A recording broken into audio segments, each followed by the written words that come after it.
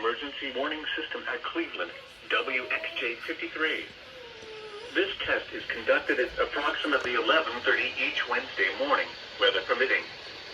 If this had been an actual emergency weather situation, the warning alarm would have been followed by an actual watch or warning. Reception of this broadcast and the warning alarm will vary at any given location. This variability, normally more noticeable at greater distances from the transmitter, will occur even if you are using a quality receiver in perfect working order. To provide the most consistent warning service possible, the warning alarm will normally be activated for warnings in selected watches within a 40-mile radius of your transmitter. This area includes the following counties in the Cleveland listening area. Okay. Thanks.